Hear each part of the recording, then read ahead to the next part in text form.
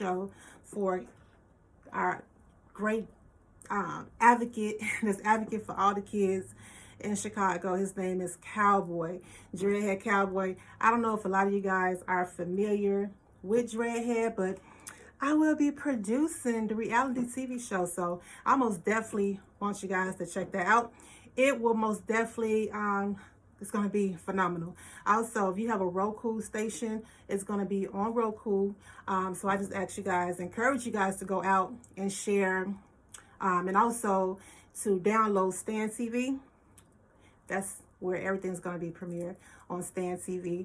It's going to be great. We got a lot of great things going on over here at WSWT Internet Radio. So I encourage you guys to please support. The casting call is going to be May 10th, 2023. And also, that's going to be on a Wednesday. And Saturday, that's May the 11th. It's going to be casting calls. So I most definitely want you, all the ladies, to come on out and support. We're going to be doing casting calls. So if you fit to cuff a cowboy, meet me up there, y'all, because it's going to be going down in a minute. Also, if you're not in the Chicago area, if you know anybody that's interested, please, I'm going to put the post out there so y'all can go to my Facebook page at Sadie Walker 1127 at gmail.com and share the post. If you live in Milwaukee, Wisconsin, wherever it may be, if you want to be a part of the show, come on down and audition on Who Want to Cuff. How can you, if you want to cuff a cowboy, what do you have, do you have anything that's fit to cuff him? So we are picking 10 women, and we're going to set you up in a nice home and everything. It's going to be so nice. I can't wait. I'm so excited. This is going to be my first reality show that I will be producing. So I can't wait. I'm excited about that. Also, like I said before, go to the website at www.wswt Internet Radio and subscribe to the station as well.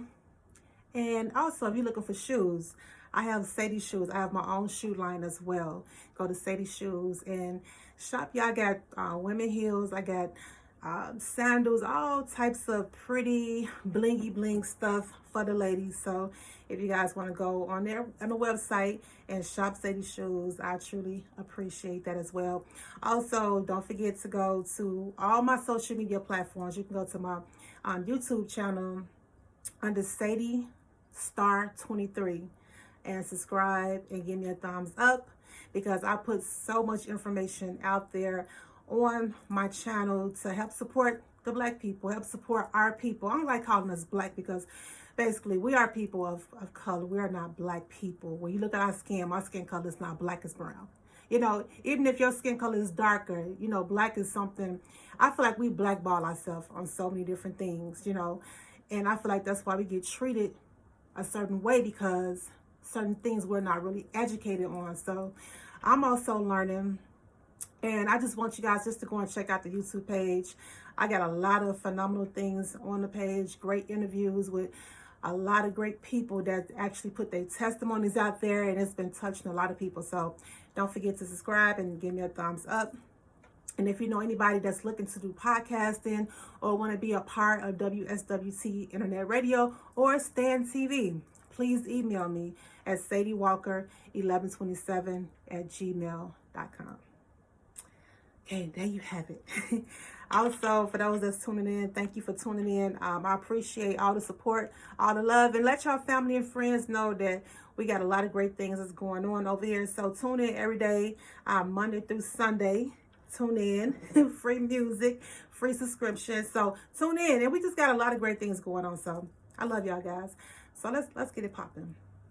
I have a special guest that's tuning in with me right now. She reached out to me, actually it was last year. And when she reached out to me through email. And I looked and I read, I was like, wow, you know, just by reading her story. And I feel like a lot of women, especially women of our color, can really, really benefit off what she's talking about, because I read about and I see so many different women going through the exact same thing that this young lady is going through. So I have Miss Crystal Edwards on the phone, and she's going to give her testimony about all the different things that she went through. And also, if you know anybody out there that can help her, they have any type of resources, please email me. And also, she's going to put her email out there as well, where you guys can email her as well too. So let's get it started. Miss Crystal Edwards, the ball is in your court. Hi, how are you? Thank you again for inviting me back. No problem. My story, I just want to get it out there because my kids are affected, I'm affected, my family members are affected, and I just want people to know when they go through things, do not be ashamed. It is okay to speak out about it. And what I'm going through right now, I'm still going through it. Well, let me retract myself. I have 4 children, 2 25-year-olds, a 22-year-old, and a 15-year-old. And my 15-year-old, that's the struggle that I'm going through right now. Her father and I worked together for 5 years. He works for Milwaukee County Courthouse. So he's been in the system, Milwaukee County Courthouse, since 2005. That's actually where we met. I used to work at Milwaukee County Courthouse as well. When I dated him, I thought he was a good person because, okay, he had a good background. I knew where he worked. I didn't think anything of what I'm going through would happen to me at this point. I found out a lot of things about him, that he was very abusive.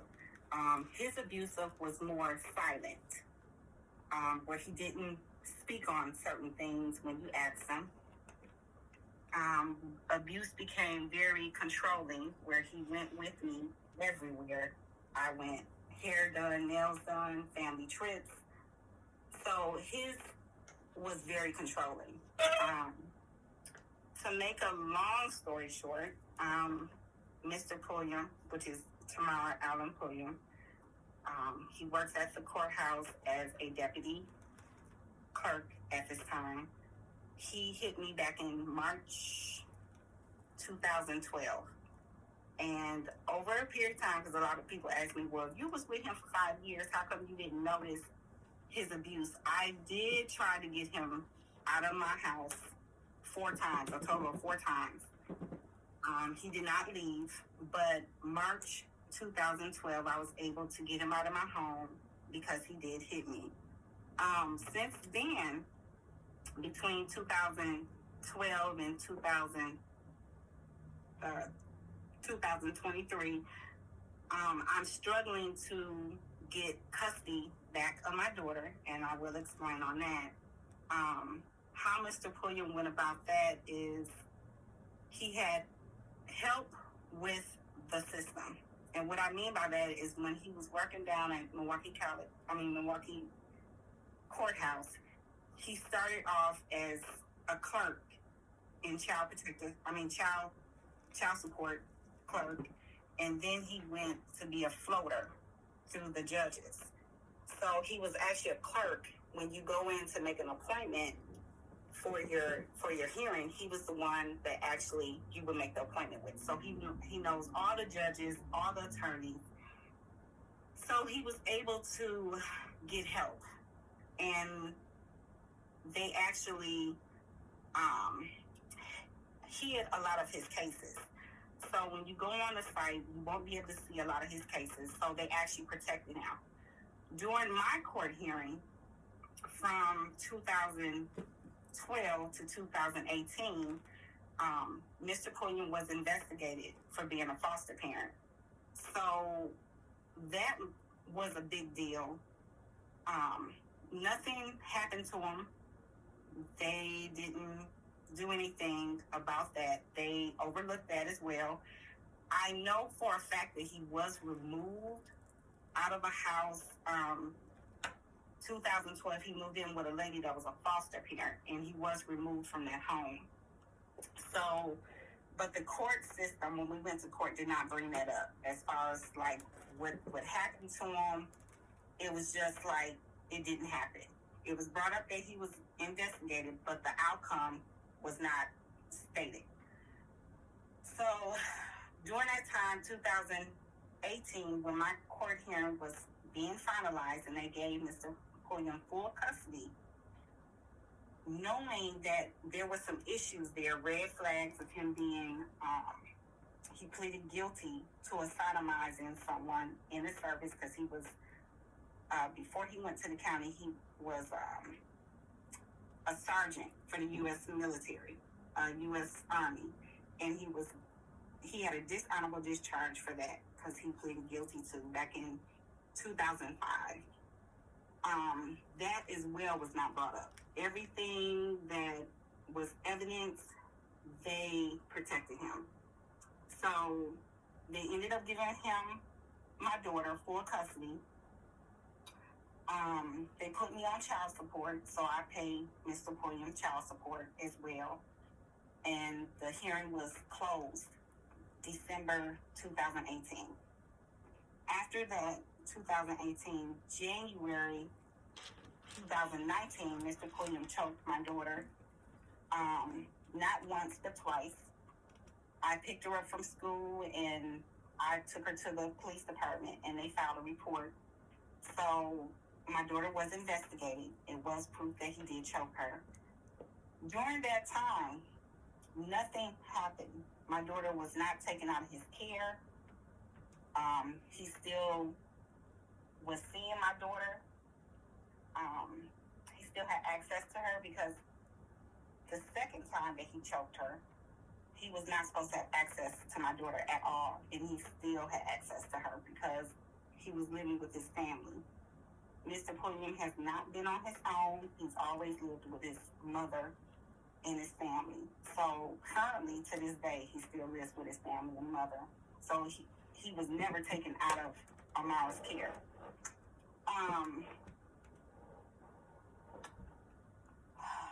It is so much. September 10th, 2019, I received a call and they told me that Mr. Pulliam's case was going to be dismissed for him choking my daughter. At the time, she was 11. They dismissed the case and put Mr. Pulliam in a division, it's called the division program, for 6 months. In that program, he was supposed to be monitored and he's supposed to have community service within those 6 months. After the 6 months, nothing happened. I didn't hear anything from anyone. My daughter is still in his care. She has reached out to me numerous of times through email, through text. Ma, I need to get away from my father. I have reached out to Child Protective Service. I even reached out to the detective that had actually invested in the case during the time of the year 2019. The last time that I actually reached out to Child Protective Service was March of 2022. I reached out to the detective twice in March, and I have not heard anything from her. Not a call, not an email. And it has left me feeling hopeless because so many attorneys that I have talked to in Milwaukee County have told me the same thing. Crystal, we know Mr. Pulliam. It is a conflict of interest. You need to get the case heard out of Milwaukee County. I have been told by numerous attorneys that they could not help me because at the particular time that we were going through the hearing in 2018 and 2019, Mr. Pulliam was working in the courtroom. So he was working at the time under a particular judge, which has retired now. And it was a female. She told me I cannot go up against him because he works for that judge. So it is a lot of conflict of interest. And even when I wrote a letter to the judge that actually took the case, in Milwaukee County, I asked him to remove himself because of conflict of interest. He told me, Crystal, this was back in um, 2019. I wrote a letter in September, please begging him to step down. He said, I don't see a conflict of interest and I'm going to hear the case. He heard the case. Remind you, the attorneys, my daughter's attorney, his attorney, and the judge knows each other. And I strongly feel like they did work together to protect him. And I feel that it's sad that kids get caught in the system and they protect people that work in the system knowing that they have done wrong, and the kids are suffering for it. My daughter is suffering. Right now, I have not seen my daughter since 2020 is when I physically saw my daughter. After the hearing of 2018, my daughter, she was so scared. So her protection was gone. And she said, Mom, why do I have to go with my dad? And I told her, I said, I'm going to keep fighting for you. Don't think that I'm not going to keep fighting for you, because I am. I'm going to keep fighting for you to get you back. So I don't know who needs to hear this, but it could be man, woman. Just don't give up on your kids. Don't give up. If something is wrong, speak out about it. Just don't give up, because somebody is going to hear you. Yeah. Wow. Yes, and I'm just going through some of the email that you sent me. It's just real sad to me, and just to know that he have this, that he's a father and he put his hands on his child, especially a girl. You don't really hear about fathers doing it to their babies, especially their baby girls. But one thing that that really made me tune into your story was how I just how could I put it? I've been hearing about so many different mothers that's been going through the same exact thing that you've been going through, and it's something wrong with this system that's made up for Black women. And not, like I said before, I don't like using the term Black, but I'm just going to use that term Black because that's what we're used to hearing. The system is so against Black women on so many different levels. As I was telling you before, it was a young lady that was on social media, I believe was Facebook, and she dated this guy, was from a total different country, and prior to them dating, she ended up getting pregnant. She conceived two twin girls.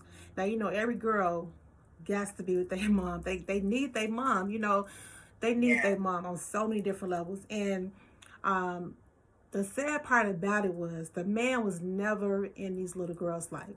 I think he met them or saw them maybe 3 or 4 times, or probably 3 times or 2, but he wasn't like a constant father that stayed in their kids' life. He took them to school. Like, he didn't do any of that.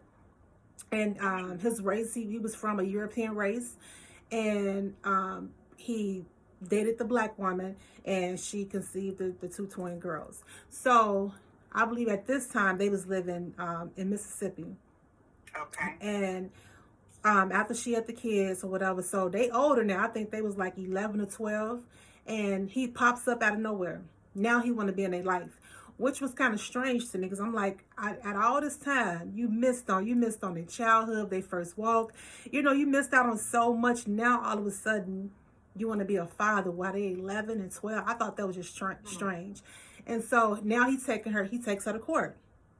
She didn't have a problem with the kids seeing him. It's just the fact that the kids didn't know him, because that's something that he decided to do. He didn't want to be in their lives.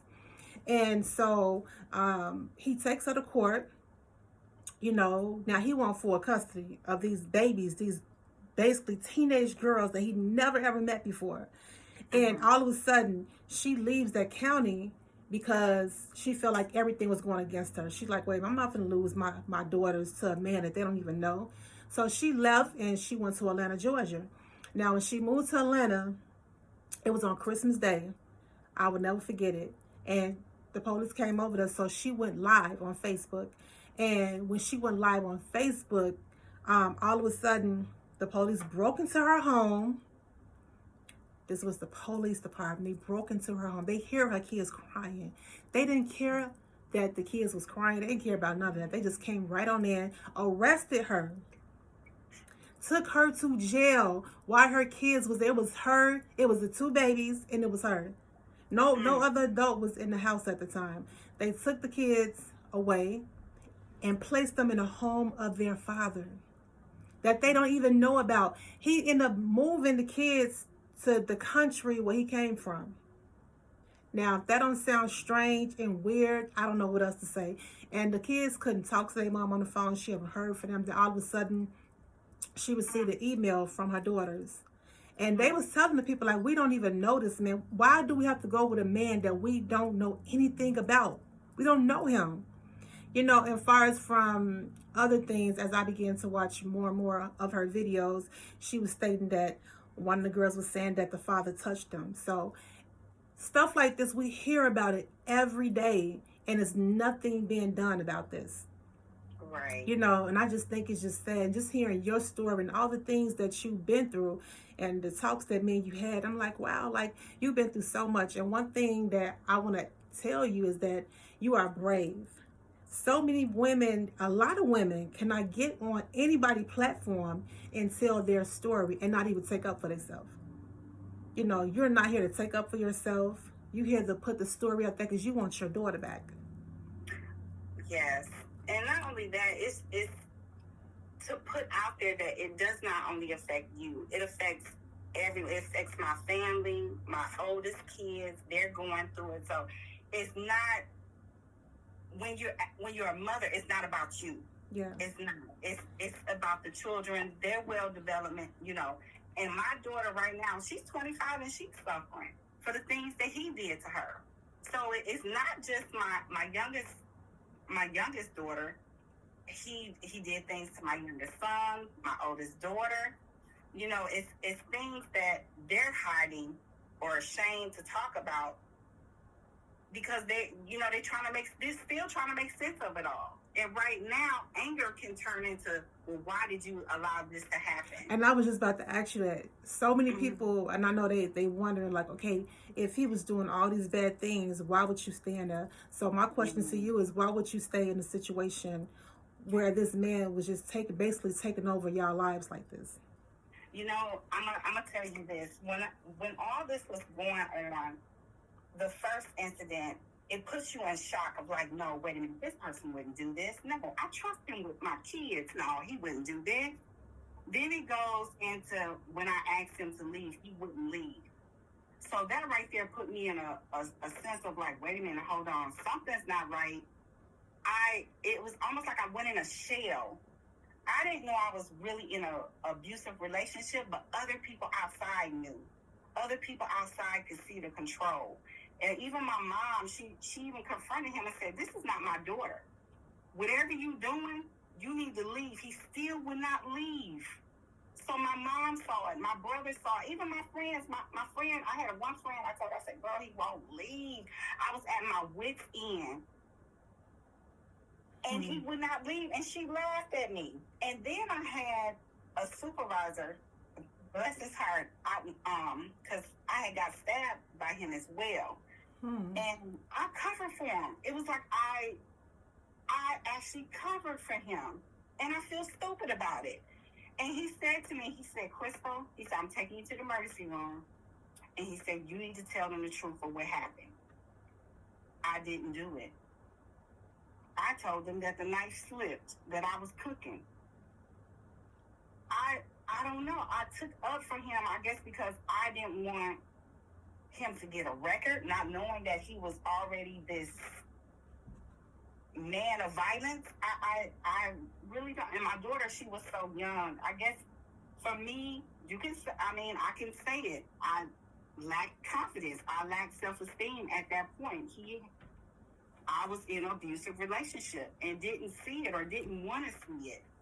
until that day when it hit me, and I still took off on. When I look back, I was working so many hours. I drained myself with work. I was working over 100 hours a week. I was really in a low point, you know. And before I met him, I was so confident. I mean, I was shining. And when I look, I blame myself for allowing someone to come into my life thinking like, oh, I can share my life with this person. I can do this. And it just, my whole 5 years, when I look back, it shattered. He came in with nothing. He left with nothing. Mm-hmm. I let him drive my cars. He wrecked my car. He wrecked two of my. It was like my life was turned upside down, and I allowed it. And that's not even me. And my kids, I was just talking to my godmother, and I was telling her how none of my kids went to me and told me what they did. They went to their fathers. Let me tell you why they went to their fathers. Because they felt like you wasn't going to believe them anyway. That's why they did that. They felt like, well, Mom, she's not going to believe us, you know. So let me go to my dad. I know my dad is going to listen.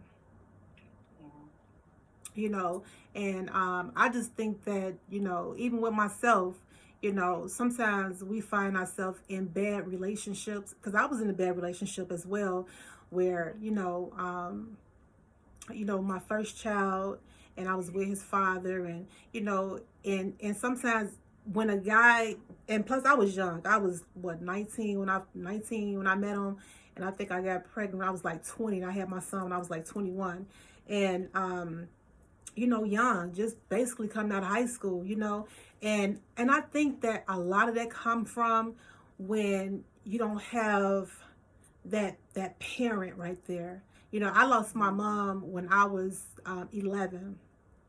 I lost my father, I believe, when I was 5 years old. So I didn't have that stability. I didn't have, you know, the mother to come in and try to train me to be a wife, and to train me to do certain things, or, you know, I didn't have that father to give me the fatherly advice. So I basically had to go off what I knew, you know. And sometimes we get ourselves caught up into bad relationships because it can be a generational curse that follows you. And it can be all types of reasons. It can be lack of love. And sometimes we grow up with that stuff in us, even as adults. You know, because like my mother didn't really hug. So I grew up not really hugging. And so one day my son was like, Mom, why you don't hug? You know, because I was used to not having a hug as a kid. So sometimes we have to come in and begin to break generational curses off our family, so it won't go into the next generation, because we'll see ourselves stuck in that same box. And one thing we got to realize is that we here for a purpose. Sometimes we don't know what that purpose is, but if we go along with life, and you know, it's gonna unfold and show us which way or what we're supposed to be doing here. So for me to tell you this, don't beat yourself up about, you know, some of the things that you went through. I put it like this: just dig deep into, you know, your childhood, and begin to change certain things, and begin to talk to your daughters. Now your son, your daughter, they grown. You can reach out to them. Y'all can talk like like besties, or what, are best friends. And, you know, I believe that once you begin to talk to them and let them know some of the things that you went through in life, sometimes we got to release that thing. We be holding on to our childhood life. We don't want people to know certain things we went through. And we feel like, because if I, you know, it's embarrassing, or if I say this, you know, it might hurt this person. But sometimes you got to learn how to just let that stuff go. And once you begin to let it go, I think that things will get better in your family. Because like with me, I'm beginning to open up with my family, with my kids. I let my daughter know certain things I went through in life. And that's why I'm not as affectionate like I should be. You know, now I'm starting to hug my kids, and I've been doing it. But, you know, at first I wasn't really doing it because I never really had that. And that's why I'm telling you that sometimes you just got to break these generational curses that followed your parents, and followed your mother, your father, and your grandma, your great-grandma. You know, we have to come to a place where these curses have to be broken off our life, because you don't want your daughter or your son having kids and they doing the same thing that mom did, the same thing that dad did. So, you know, I've been through all types of stuff. When my mother passed away, people neglected me. They pushed me away. You know, and I was like, man, you know, I'm still a baby. I'm still young. Like, I didn't understand, you know. And I walked through a long road of hurt just growing up. I had so much hurt in me because I was basically neglected in so many different ways. And I didn't have the compassion. I didn't have the love that a child's supposed to have. So when your kids, when they didn't go to you for that because they didn't trust you to share that with you because they thought you was not going to believe them anyway. Believe them. Yeah, so now it's just time for you to start fixing things. And like I told you before, I love the fact that it happened to you and you're not here to take up for yourself. You say, okay, I went through it. I made bad decisions. I made bad mistakes. You know, we all do. None of us that walk this earth is perfect. None of us. And that's one thing we guys just got to realize. But, you know, yeah, just open up that door. Let your daughter walk into your world. And then once she starts to see some of the things, she'll ease up on you. She won't hold grudges and say, Mom, you did this. Well, you know what I'm saying? Like, you'll open up that door where she'll say, okay, now I'm really starting to understand you. And that's what it's all about. You know. Yeah, I know for sure that my daughter, my youngest daughter, is going to have questions. It's going to be a lot of pain. It's going to be a lot of hurt. She's going to be confused about a lot of things because she is going to have to get to know me all over again. Yeah, most definitely. Yeah. And she's holding on to that the last time that we were together. And I can tell, just even our conversations, she'll say, I love you, Mom, I miss you. But I can tell she's confused. She doesn't know me. You know, at the age of 15, she just remember when she was 11. So that's hard for me. Yeah. And I know it's hard for her as well. So, but she will know the truth, you know. And what's your daughter's name? Is Amari? Amara, just to let you know, baby, I hope this video reaches you one day. One day you be just on YouTube, and I really hope that this reaches you. Your mother's out here fighting for you. And you really, really need to know that she's out here fighting for you. So, Mom, like, if your daughter was right here in your face right now, what would you tell her? Because this is going to reach her one day. It may not reach her today or tomorrow, but one day it's going to reach her. So, you know, I believe, and I'm a true believer, once you put things out there in the universe, I'm telling you it's going to happen. So let your daughter know right now, if she was right here in front of you, what would you tell her? I would tell her that she is very beautiful because she is. I see the confidence in her to forgive her past, forgive me, forgive her father.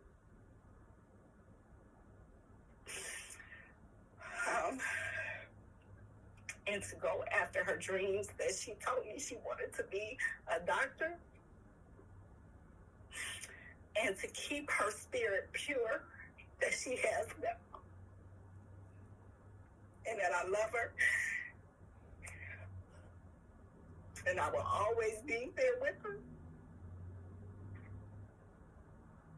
And to keep going in life. When life knocks you down, get back up, because it will. But in your heart, you have that spirit of me, a spirit of God and beauty, that you can make it whatever you want to be in life. And always help people give back. Because the universe and God will give back to you in tenfold.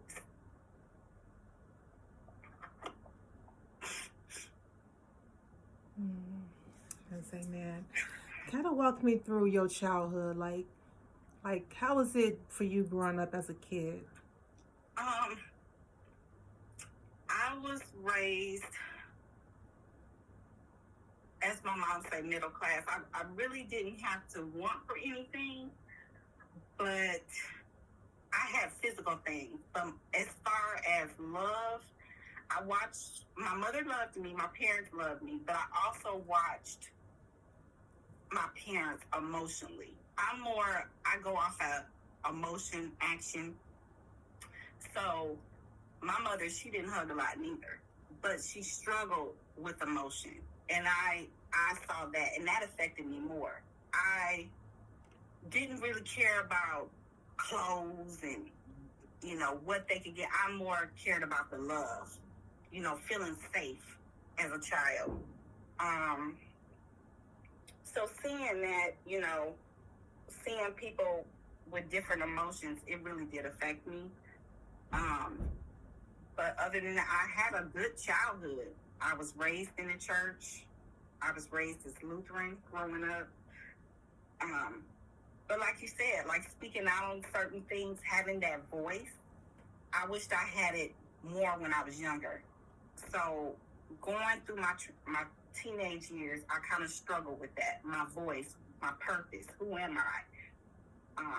Until I got older. But, I just feel that that was a big thing for me. But I've always had people around, like, supporting me, like, different programs. I always had a job. I always was learning different things, so I always had support in that area. And I love to give back and help people. So my heart is there when I say helping people. I always was going to Salvation Army. So I believe in giving back and helping people, and that's how I was raised. So with that, I can say I turned out pretty good on that. Yeah, and our parents, especially, back in the day, they didn't have a lot of, like my grandmother didn't hug my mom, so Right. so my mom didn't really hug us. Not to say that she didn't love us, Right. it's just that she just didn't hug, and and I think a lot of parents did that. Like you said, you come from a good background, and which is a wonderful thing, and I come from a good background as well, but it was a place where when my mom passed away, I didn't have, I didn't feel secure no more. I didn't, I wish she would have hugged me more, or I would have had a little bit more compassionate. I'm a compassionate person, but I just wish I would have just had the hugs. Like every child just need that hug to feel secure and to feel loved. And I just wish I wish I would have had that from my mom. But like I said, I go ahead. totally understand how you feel, because my grandmother on my mother's side was a hugger. She would hug you, you would feel that hug. See, my grandma wasn't a hugger, so she wasn't a hugger either. I'm like, her mother must have, wasn't affectionate towards her, so. Right. And then my mom, when it comes to my mom, I'm like, wait a minute, where's the hug? Even when I need a hug, because you don't always need a hug if you're crying. Sometimes you just need a hug, or just someone to talk to and give you that hug. That Hugs mean a lot. They do. Yeah, it does. It can make your day. Mm-hmm. It's just like a smile. Yeah, it really is. It truly is. I totally understand where you're coming from with that. Even as I got older, I told my mother, I was like, you didn't hug me, and first thing she said, well, I'm sorry, I'm not perfect. And I think when people throw that out as I'm not perfect, true enough, there's no manual. But if I could do it all over again with my kids, and just, I would ask them on a regular basis, are you okay? What is it that you need? Yeah. Be more, what they say, transparent. Just be more involved in people's feelings, because life has changed from my parents' time, my time, and now I think it's more, we need to ask more questions when it comes to kids, because every behavior is different, and we need to figure out why they're behaving the way they're behaving. Just be more interactive with the children. And I wish I could do that. If I could turn back the hands of time, I wish I could do that, because I feel that they would have feel more comfortable. Yeah. Yes, expressing themselves, Now let's go into your son. I know you sent me something concerning your son as well. And I asked you, do you feel comfortable talking about that? I do, because it's sort of linked into what has happened, how it has affected all my children, and it also goes back to that statement that you made. My children didn't feel comfortable with coming to me. So my youngest son, he is 22. His name is Ryan. His father is also in the U.S. Military Army. And his father does have abusive past. That's one of the reasons why we were never really together. I never dated him, like really get to know him. Actually, I got pregnant, and 2 weeks after that, he went into the service. So we didn't have a lot of time to get to know each other on a deeper level. You know, really, I can truly say I really don't know him and he really doesn't know me. We just developed a relationship because we had a child together, pretty much. Over the period of time that even before I had my child, before I had Ryan, it was an incident where there was some, it was some violent activity with me and Mr. Lowe. His mother stepped in, so she is aware of his behavior. But I thought, me being me, you know, like, oh, I can change him, and you go through this chair. Oh yeah, we all go there, yeah. Yeah, so I ended up keeping my baby. During that period of time, we were really not together. He was in Ryan's life during his childhood, but when Ryan was 12, it happened right after Mr. Pulliam had. I told Mr. Pulliam, which is Amara's father, Tamara Pulliam, is one thing that I did state to him, and I was a firm believer of him not disciplining my child. You cannot hit my children. You cannot spank them. You can't do anything. You can talk to them, but they have fathers, and if something is wrong, you go to them or me. Right. Mr. Pulliam did not do that. He decided to take my son in the basement and discipline him. Excuse me. It got back to Mr. Lowe. Mr. Lowe was very, very upset. How can you let this man do this? And he did this, and Ryan told me he did this, and it just became a big blow up. So during this time now, Mr. Lowe is the type of man that, oh, I can do it better than you type. So he's controlling like that. So I'm like, okay. So he ended up taking me to court as well. Okay, this is before me and Mr. Pulliam's court hearing. So I agree that Ryan can go with his father, stay with his father, because I really didn't. I was upset at first because I'm like, okay, wait a minute. You know, you're turning this into something that is not fair. You know, like, wait a minute. He wouldn't.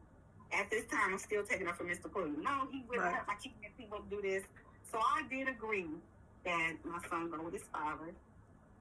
At the time, now I'm finding this out.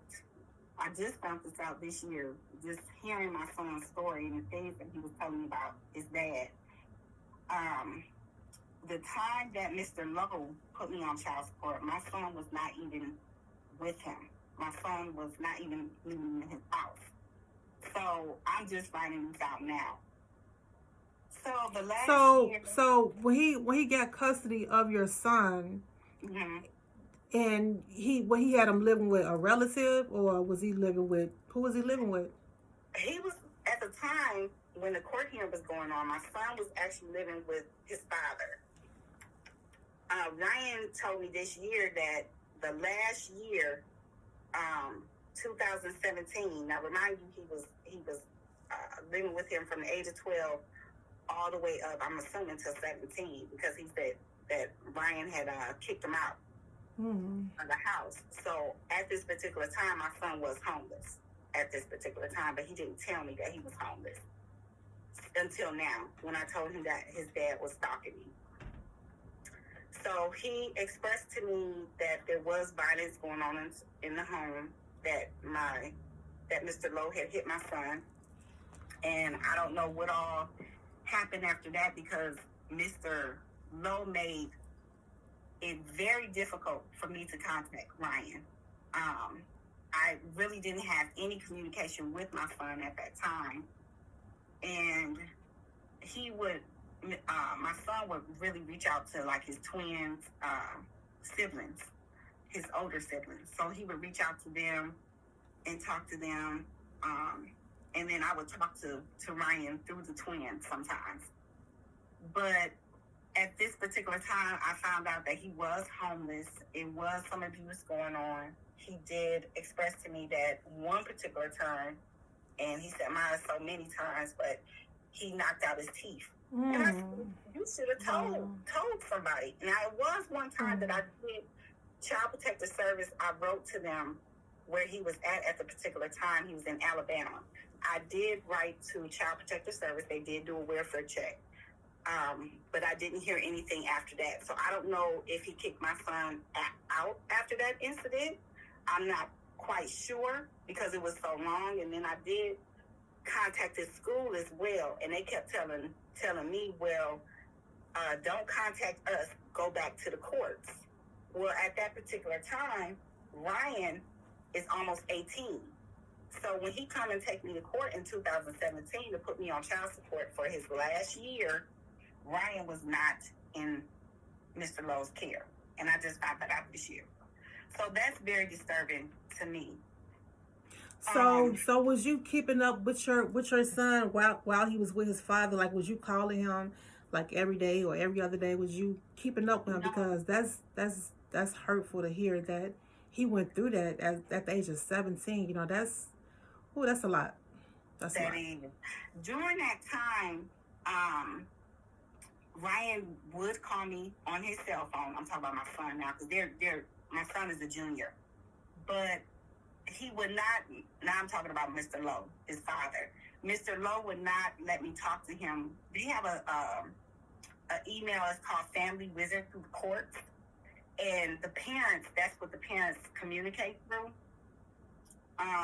But he would not let me talk to Ryan through Family Wizard. Matter of fact, Ryan was supposed to be in counseling, and he never took him to counseling. So it was things that I found out through what Mr. Lowe was telling me, but it was a different story when I contacted my son, when I talked to my son. So it was a time where my son had his own phone, and he would reach out to me that way. Or he would reach out to the twins and, you know, talk to me through their phones. But now we have a good relationship. It wasn't never bad. It's just that I'm not close to him, you know, in the same state. But we have a beautiful relationship, always have. And we talk all the time. You know, one thing I did tell him, and I'm going to tell all of my children, to forgive. Don't hold on to that anger. True enough, it's going to take time. You're going to have a lot of moments where you look back and don't understand why, but to forgive and keep moving forward. And I try to motivate my son, all of my children, and let them know, keep going in life. If you want to get back at anger, be successful. Be who you truly want to be. Don't let that stop. Oh, my mom and my dad did this. Don't let that hinder you. And it's so hard. You know, I get it. But to just keep moving forward. And he tells me all the time, you know, Mom, I'm glad I'm talking to you. You motivate me. But I know that pain still hurts. It's a lot of questions. Oh, most definitely. Yeah. Most definitely. Yeah. He's been through a lot as well. Now, you have what? How many kids you have? You have 4 kids, right? 4, yes. And 4. You have two that's grown, and you have 2 that's. I have 3 actually that's grown. I have a 25-year-old, 22-year-old. The 22-year-olds are twins, girl and a boy, Delmar and Demira. And then Ryan, he's 22, and then Amara, she's 15. Okay. Now, did the other twin go through the? 22. Did the other twin go through any similar things that that your 2 went through? I'm sorry. Say that again. Okay, your twin. Now you have 2 twin girls. Yes, 2 twin. They're a girl and a boy, Delmar and Demira. Okay, so now I know you said your daughter she had issues as well. You know, yes, pertaining to what you was going through. Now did her twin go through the same thing that your 22-year-old went through? Now, I'm glad that you asked that because he doesn't talk about too much, but he's more of the glue to keep them together because he's the oldest. So he looks at the emotional aspect of it. You know, like he tells me, Ma, you know, Ryan is hurting. You need to reach out to him. Ma, you need to get him out. You know, he's more on that, but he doesn't speak about anything happening to him. Like anybody did anything to him. It's more of emotional. Like I see that my siblings are hurting, but he never spoke on Mr. Pulliam did this, or you know. I feel like by me just discerning and just hearing your testimony, I feel like that he probably did go through something, but he's the one that tries to remain strong out of everybody. Yes. You know, he don't want to put more pressure than what is already, you know, is. You know, he don't want to see no more pain and hurt. So he's the one that they have to be the strong one out the group. And I really believe that he might have went through some things, but just don't want to put it out there like that. You know, some people sometimes they like, you know, I don't want to make my whole situation an issue, so I just focus on what's going on over here. You know, so I believe that he probably have went through, especially if he never really talked about the situation, because it seemed like to me that he came in and just, you know, he came in like a tornado, just tried to mess up your whole world. And it's sad to say that there are men like that, you know, and I'm not just going to put the men out there. There are women out here just like that as well, that will try to they'll see people raising their kids the right way, you know, and you'll have a significant other that would enter into somebody's life and they'll be like, you know, who does she think she is? You know, thinking she better than people. Let me just go and just mess up her whole world and put her kids against her, make her kids not like her. You know, you really do have people out here that really hate on the fact that you are a decent person, you know, and get you wrapped all up into them, knowing they no good, you know, and they put you into their world, and then now you got the whole household looking at you like you crazy. You know, you do have people that would actually come in your life purposely just to mess it up. Because one thing somebody told me, my cousin told me this, she said, when a man meets you, he know exactly how he see you. Either you're going to be wife material, either you're going to be whatever, side chick, whatever. They see you from the moment they see you. So I feel like when a man first see a woman, if he feel like you this and you that, sometimes they will purposely come in your life for a reason, just to mess things up, just to start chaos. So I really do believe that that you was on the right track, because you said you come from a decent household. You know, your mom, y'all was middle class, and you know your mom was there. You know, I really do believe that. But sometimes we get sidetracked. And believe other people see it. If you don't see it or you're in denial, other people that know you, they see it. Most definitely. They definitely see it. And I'm so glad that you touched on my oldest son, because when I look back at my daughter, you know, me and her had this conversation a couple weeks ago, and it just, I can't say, I don't know what was going through my boy's mind at that particular time when he assaulted my oldest daughter. You know, I replay like, okay, he was the one picking up my kids, taking them to practice, and you take my kids, three of them at the time, okay? To practice, you tell them to go in the house. You tell the boys to go in the house, get changed for football practice. You take them to the park, and you tell the boys to get out the van while you tell my daughter to get undressed. While he's still in the van. So can you, I don't want to just like ask my son, like, man, what was going through your mind? They probably, you know, I know that both of them probably felt some type of way of like, well, wait a minute, why my sister not going with us? You know? And they used to go to practice together. But for him to do that, make my daughter get undressed in the van while he's still in there, and then that is just so... That's some demonic stuff. That's demonic. That's some sick stuff. Yeah.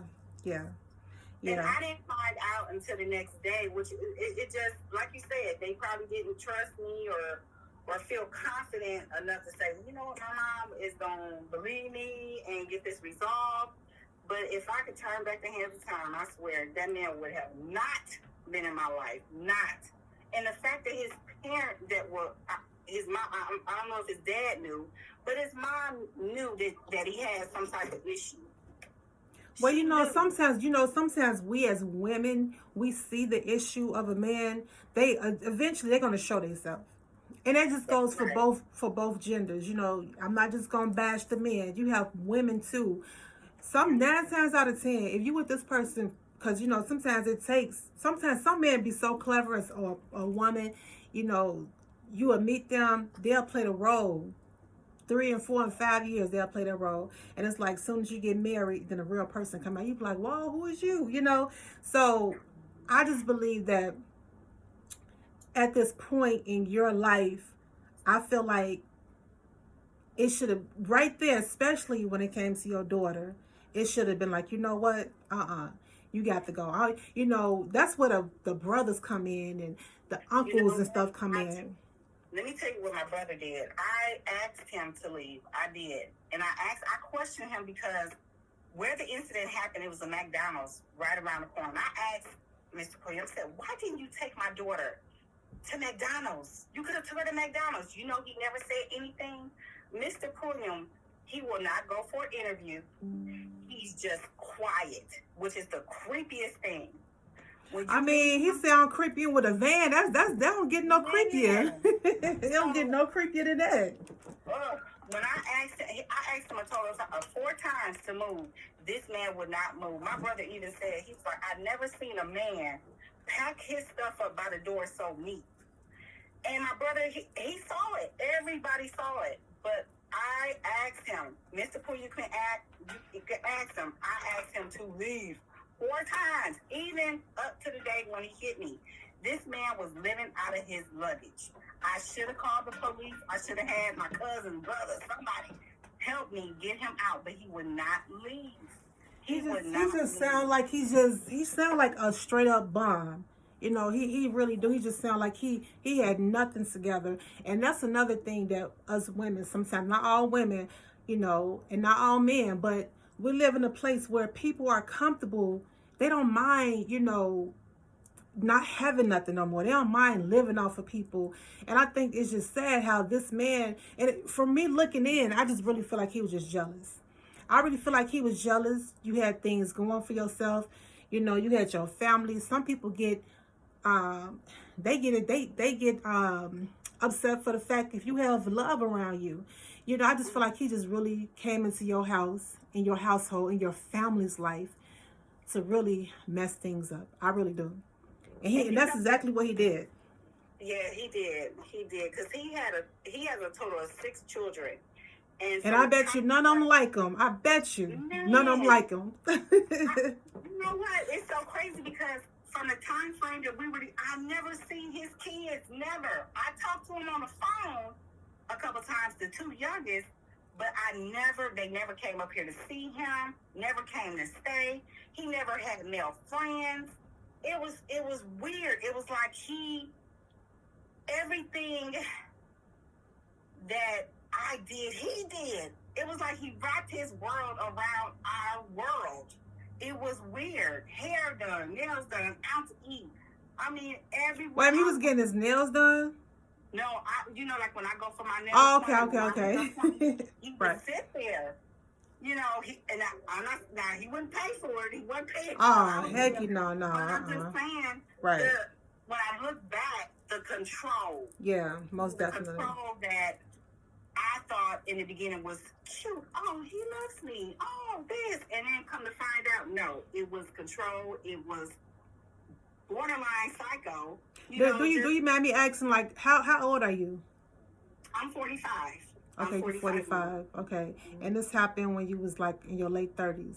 Your late 30s, especially when he came in and took the baby. Now you was what, 40, like 42 when it happened? He's 53 right now, but when the incident happened when he was on the news, because he's also on YouTube. Right. You can look it up.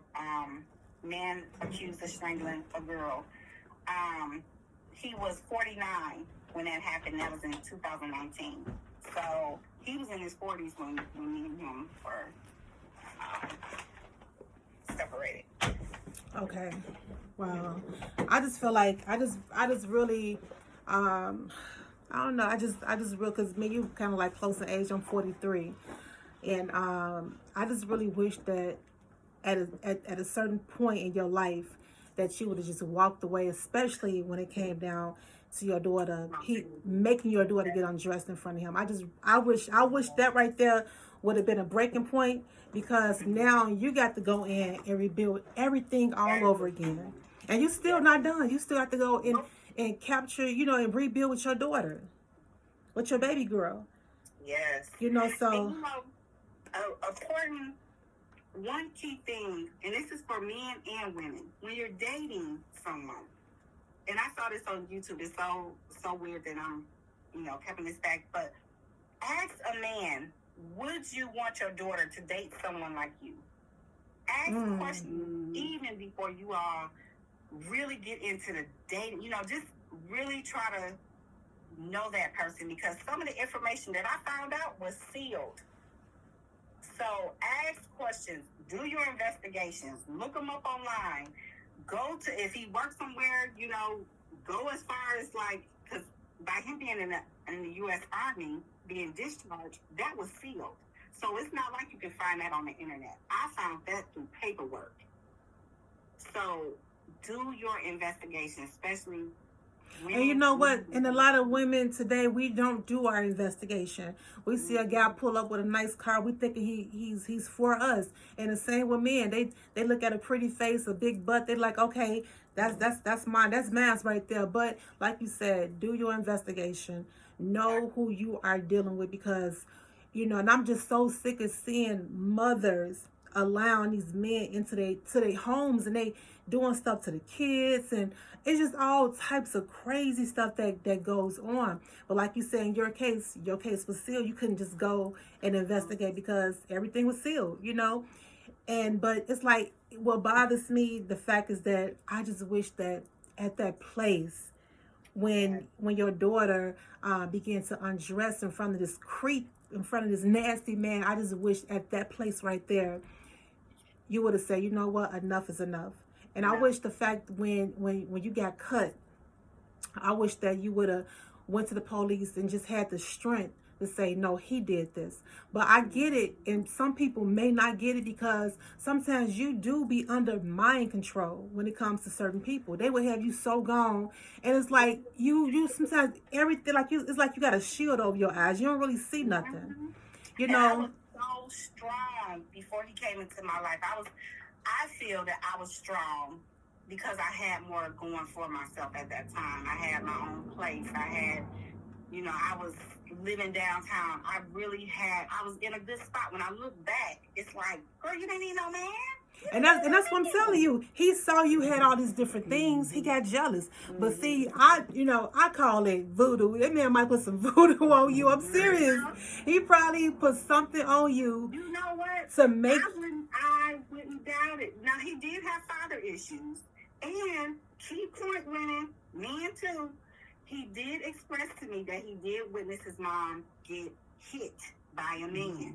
Now, I'm not saying that that's an excuse, but you can tell that he has some type of issues too growing up. Yeah. So I still didn't look at that, because we get in our vulnerable position, our vulnerable state. Well, we gonna give him a chance, and maybe I can change him and show him a different life. But all the time, this man straight up drying you up like a prune, beating you down spiritually and mentally. And that's what I told my daughter when I see the anger in her, because she's angry, and I feel like he put his sins on her. When people don't deal with their own demons, their own garbage, you're putting that on innocent kids, innocent women. I'm not saying all women are innocent. I'm not saying that all men are innocent. But you have to realize, if you want to change, you have to change within yourself. And if you have an issue, like Mr. Pulliam, he should have counseling and say, hey, recognize this, and say, let me step back. Because what's going to happen? He's going to get with another woman. Yep, and mess her up. Yep. Find out now some of his stuff. You can go on. You can actually go on the internet, type his name up. But see, women, a lot of women, they're not going to do that. they not going to do. They feel like, especially, if you vulnerable, if you got a man, because everybody want a man nowadays for some reason. And soon as you get to that place, you be like, I don't want to look no. I mean, he good, he cool. I like him. I like his style. He talks to me. He listen. That's how they get you. When they start listening to everything you say, they, like you said, he took you places, he took you everywhere. You have to really drive nowhere. You know what I'm saying? Like, people fall for that all the time. All the time. Mhm. All the time. All the time. And I'm going to catch you in a lie. When I first got with him, like I said, he came into my house with a dog. A dog, and I thought at the time was his car. He told me it was his car, but then one day his mama called my His phone. mama. His mother was like, I want my phone back. They call him Marty. I want my car back, Marty. And I looked at him. I said, you ain't got no car? I'm like, that ain't your car? And he just looked at me. I mean, it's funny now, but I'm like, dang, you told me that was your car. So when I look back, it's so many red flags that I see. So many. And I opened him into my home. And then, now, a lot of people might ask, because my kids ask me all the time, this is another good thing, too, the healing stage. So, I can say I'm better than I was yesterday, but I'm not totally healed, because my kids is still hurting. But I do want to ask you a question. But what led to y'all breakup? What led to him taking your daughter from you? Like, what led up to that place right there? Well, me removing him out of that house was the hit. When he hit me, actually, when he hit me, that hit was so hard. The door was closed. My oldest daughter, the one that he made get him dressed, she heard my face crack. That's how hard he hit me. So my face actually cracked. She called my father. And my father, he also called 911. Both of them called 911. And I called 911. That was the end of that. Now, what caused the argument? You wanted him just to leave your home? I wanted him to leave. To leave. And this is crazy because I was doing a family. I had worked, like I said, I was working over 100 hours a week at that time. I was working a lot of hours. And that particular weekend, I wanted a family trip. We were supposed to go to Chicago. I got back to the house. He walking around going through papers like he's upset. So I asked him, I said, what's going on? I said, okay, you're not going to talk to me? Leave. Just leave. Everything was silent. Nothing. When I tell you, this man talked minimum. He answered no questions. When I asked him certain things, nothing. So it was like he knew his power. He knew what he was doing. I remember I was sitting on the bed at the time, and he turned around. His back was turned, and I said, Marty, I said, you're not gonna talk to me? And when he turned around, he hit me right under my left eye. I have a crack under my eye, and when the paramedics came, the lady that was helping me out, putting cotton and stuff on my face, cleaning my face, she said, I would not let him get away with that. You make sure you tell I would not let him get away with that. Then the police came, and it was two police officers. One of them said, well, he said, did you hit him? I said, what? I was like, okay. I said, yeah, I might have hit him. But they still arrest him. At the same time, I'm still taking up for him. My godmother was like, why would you do that? I said, well, then he would lose his job.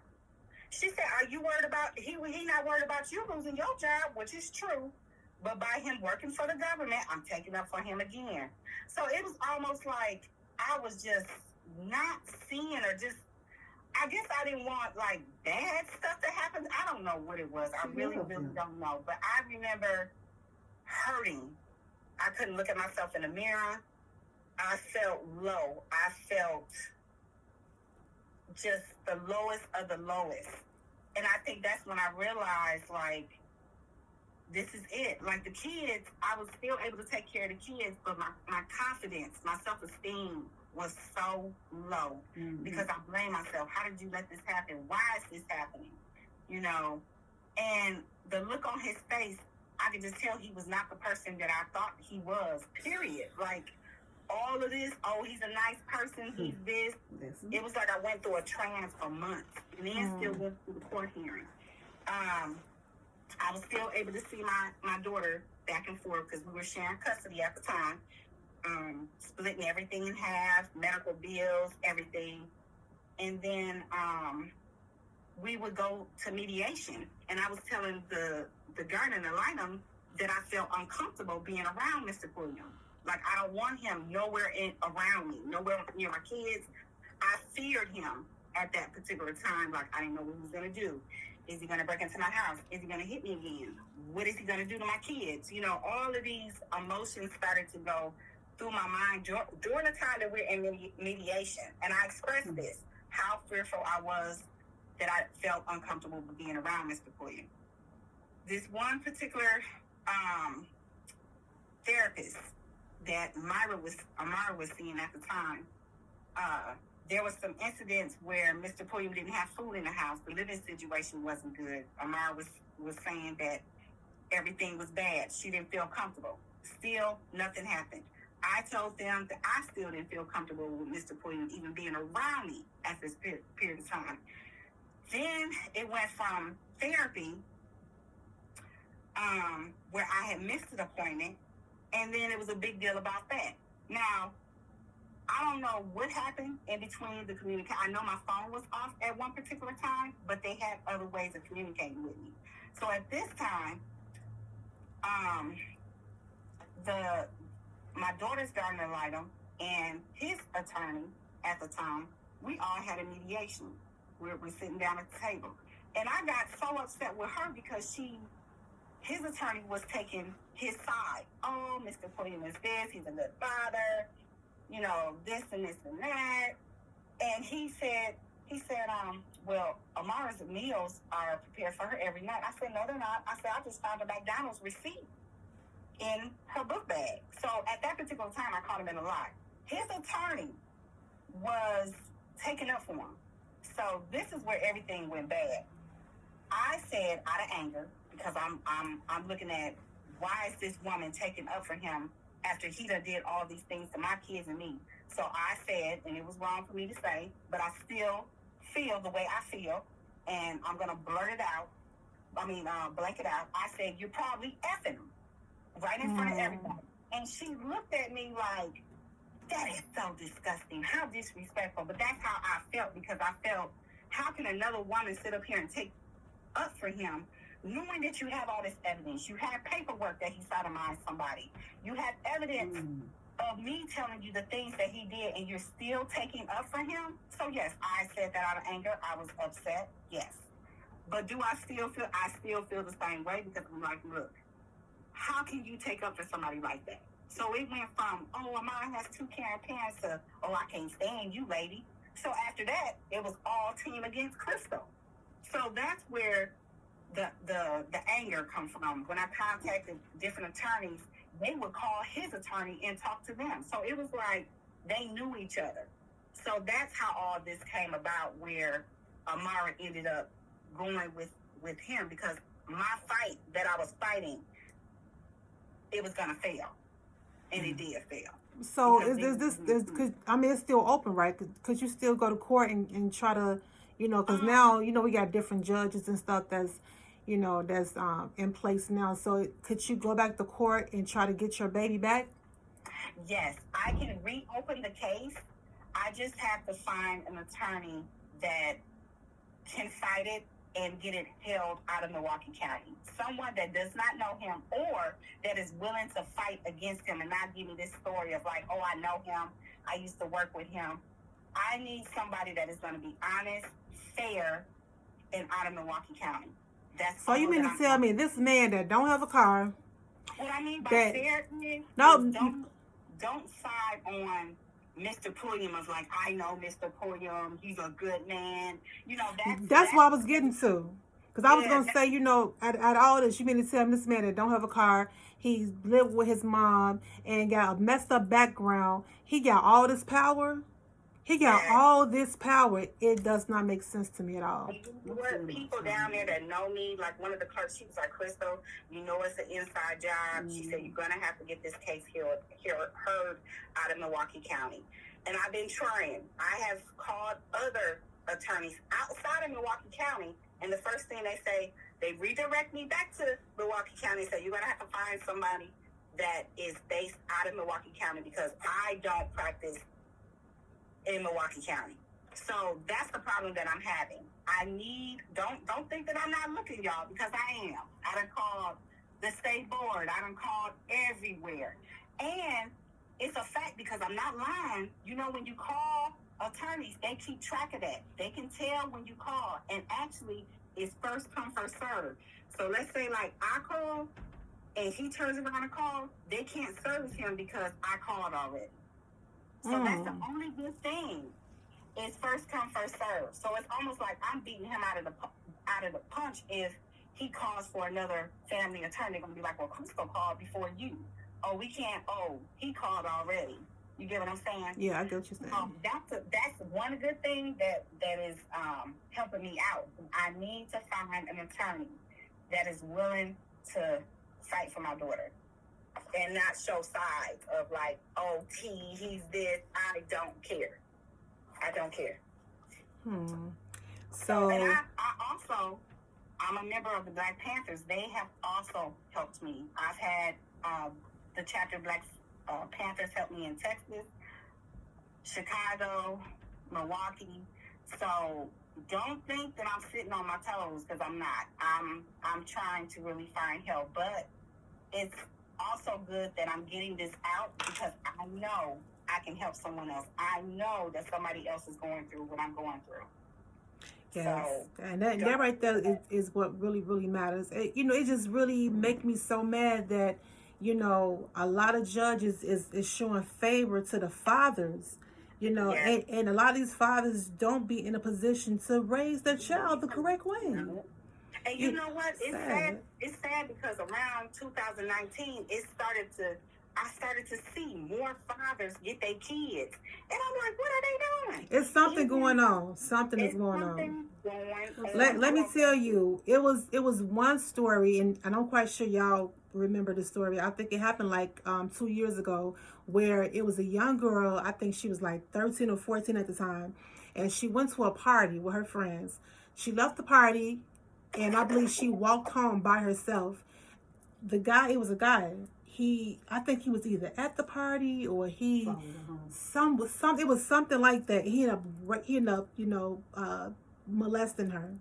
Now this was a grown man. I imagine she like 13, 14, and he like 40 something at the time. And she ended up getting pregnant. So when she got pregnant, she didn't tell her parents that she was actually raped until later on. So now you got a baby, raising the baby. Now that she's like older, I think she was like 23 or something like that. Now you got this man, he's like 50 something. He takes her to court, and the judge allowed him to share custody with the woman, with this child at the time, that he didn't go to jail. He didn't do anything. They didn't do nothing to him. They allowed him to share custody with this, at the time she was a teenager, who was molested by this grown man. And they allow her to, we can't really say the word, but ard her, So he had to share, they opened the door for him to share custody with this girl, So they were saying something about, it came to a place where it was a phone involved. She gave her daughter a phone because she looking like, I don't trust this man. Like he did this to me. He might try to do this to you. So she gave her daughter a phone whenever she go over his house to call her, So he asking like, okay, you gave her a phone, and why did she do that? And, I think the little girl told the dad, well, my mom wanted to make sure I'm safe, And he took that to court. And the court took full custody from the mom and gave it to the father that molested this girl when she was a baby. What is wrong with the judicial system? What's going on? I don't know. Why are they releasing babies to people that don't deserve them and mess them up and taint them? What's going on? That right there was, and I just couldn't believe it. I could not believe it. And these are judges that we elect to go into office instead of us doing our research on them. We just push. If it's Democrat, if you're a Democrat, I'm gonna push Democrat. Or if I'm just gonna push Republican. We have to stop doing that because our babies' lives matter. Yeah. And they are releasing our kids to creeps. What's going on, y'all? What's going on? I just want everybody that's out here listening, and plus, thank you guys for tuning in. I appreciate the people. I see you guys that's tuning in right now. I truly appreciate it, and I really, really want y'all to help Crystal because this right here is a really messed up situation. She don't know what's going on with her daughter, and you know her daughter's getting up to age now. She's 15 years old. You know her body is starting to change, and you know when girls start to change, they want their mother right there. You know. She need her mom, you know, she want to share things with her mom and she can't do that. So if anybody that's out there that is in a Milwaukee, Wisconsin area, I want you guys to please reach out to her. She need the help. She need the love. She need the support, you know, and I'm truly big on rebuilding our Black community. We have lacked so much. You know, when it comes to love, when it comes to support, we have lacked so much. It's like they controlled us with the twerking and going to get BBLs. And we missing the big picture. We need our family. We need the love. You know, it takes a community and it takes a village to raise us. You know, and I just really pray that for those that's listening, even when this video goes on YouTube, I really want you guys to go and reach out to Crystal. She really, really do need all of our support, and I'm trying to help you out as much as I can. I'm most definitely gonna push this out there because you need the help, and I ask you guys to please reach out to her if you know anybody out there that may have resources, you know, to help her. You know, you can email her at restnot, that's RESTNOTQUIT @gmail.com. Again, you can get in contact with Crystal at RESTNOTQUIT @gmail.com. And Crystal, if you want to put more information out there where they can get in contact with you, please do so now. Yes. You also can reach me at 847-727-4408. Could you repeat that for the people in the background? 847-727-4408. Yes.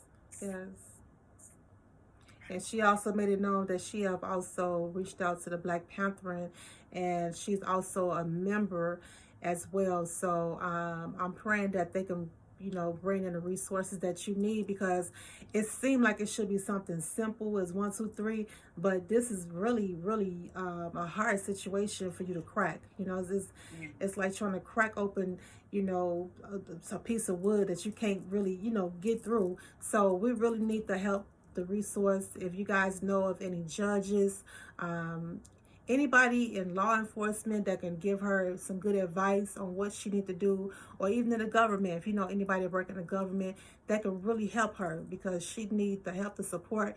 And don't give up. You remind me of the lady, I don't know if you saw this, it was a Lifetime movie where the lady daughter was international. I mean, she married this guy. He was I think he was Chinese or something like that. And he took the baby across seas, and she kept fighting for her baby, and they was telling her, no, you can't go over there and get her because they have different rules from America. But she kept doing it, and she went over there and got her baby. So keep on fighting for your daughter. And Taken. I think that movie's named Taken. It was called, I think, no, it wasn't Taken. No, it wasn't Taken. It was another movie. It wasn't Taken. Right, it wasn't Taken. It was another movie. But keep fighting for your baby, and I want you to give. This is your last, before we hang up, I want you to give your baby a word again, to let her know that you was with her and that you was most definitely fighting for her. And you have people in the background fighting for you as well. Okay. If I could say to Amara, I know that times get hard when you feel like you can't take it anymore. Nobody's coming for you. keep your strength. And that bad days will not last all the time. But keep your strength and remember everything that I told you when you were younger. And just keep being strong, and then I'm coming for you. I am coming for you. And just keep believing that. Yes. Know that I love you.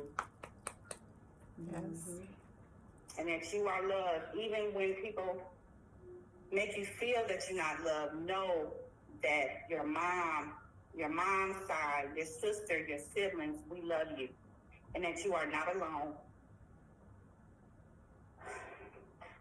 Yes. And that's what I wanted to hear. You said, I'm coming for you. Let your baby know, baby, I am coming for you.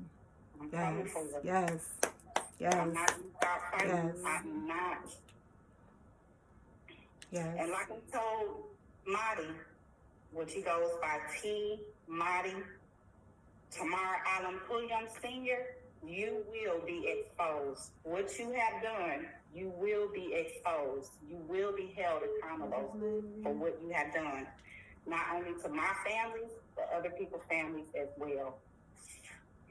Could you just, for the people in the background, could you please put that name out there again? His name, his full name? His name is Tamar Allen Pulliam Sr. Tamara, Tomara, Allen, Allen, Pulliam, Pulliam, and Senior. He goes by Mody, Mody, and he also goes by the name of T down in Milwaukee County Courthouse. Wow. So there y'all have it. Oh my God. This was such a emotional interview. Very emotional. But I also see the strength in it as well. And like I told you before, keep putting it out there. Just keep speaking it and keep speaking. I'm coming for my baby. I'm coming. Just keep pushing that out there into the universe and keep praying and watch you see God make some changes. I'm a truly believer in that. And I'm going to most definitely help you push this out even on YouTube. I'm going to most definitely push this on my social media platforms. I'm going to put the name out there so people could know what's going on, because somebody is going through the same thing that you're going through. And we just want to make sure that your baby is safe. We want to make sure she's all right. And it takes a village. You know, we have to be there for our brothers and our sisters. We have to stand strong for them. It's time out. You know, we hear people crying out for help. You know, I see people, you know, getting hurt on social media. First thing we do, we grab our phones and start recording them. We don't even want to help no more. The love is leaving. Everything's going cold wax. Don't nobody love like they used to. And they see people getting hurt and they laugh about it. Even on social media, I see people getting hurt and people laughing about when people passing away. They laugh and they think it's a joke.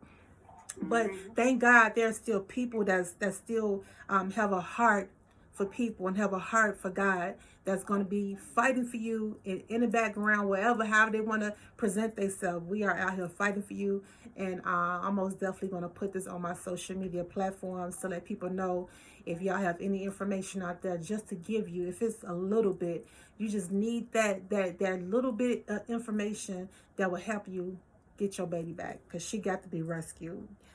Yes. In Jesus' name. Yes. So let's push for this. And I appreciate you coming on, and I appreciate you reaching out to me. It's such a blessing. And most definitely, if you want to do this again, let me know, just to push this out there. If we got to do it twice a week or once a week, let me know, because I'm most definitely going to help you keep pushing it out there. Because when you keep on knocking on that door, eventually that door is going to open. So let's keep pushing it out there over and over and over again so you get your baby back. Okay. So, and I thank you all so much for help. For you all's help and listening to my story. No problem. Thank you so much. All right, thank you. And I love you, girl. And keep your head up. Don't ever put your head down. And let's do this. I'm gonna put it out there. I'm gonna let you know. Matter of fact, I'm gonna let you know when I put this on social media and also on the radio station. And if anybody out there is looking to share their story on my platform, this is an internet radio station. I will help you push it out there. So you can contact me with my email address, SadieWalker1127@gmail.com. And also, don't forget to share the link to the website and let your friends know that we are playing music 24/7, all day, every day. Tell them to come on over here, and if they want a platform, let them know the door is open for them. Even when it comes to Stan TV, if you have a Roku TV, please download Stan TV. It's free to download. You don't have to pay for anything. And we are going up over there on WSWC Internet Radio, where we are heating up the airways, and also we are heating up the TV with Stan TV. So don't forget to stay tuned. Also to the reality TV show with Dreadhead Cowboy, How to Cuff a Cowboy. So don't forget to stay tuned. We are doing big things over here. If you know anybody with small business that's looking to put their creative side either on the radio or on TV with commercials, let me know. And it's going down, y'all. I want to see us grow, and that's what we all about. So, and my slogan before we go is, if your alarm clock is going off, I'm talking about your spiritual alarm clock. If it's going off, don't hit that snooze button. Don't hit it. Because right now it's time for us to wake up, and it's time for us to wake up right now. So don't hit that snooze button. I love you guys, and thank you for tuning in on WSWC Internet Radio. This is your girl, Sadie Star, and I'm up out of here, y'all. Peace out. Peace, peace, peace, peace.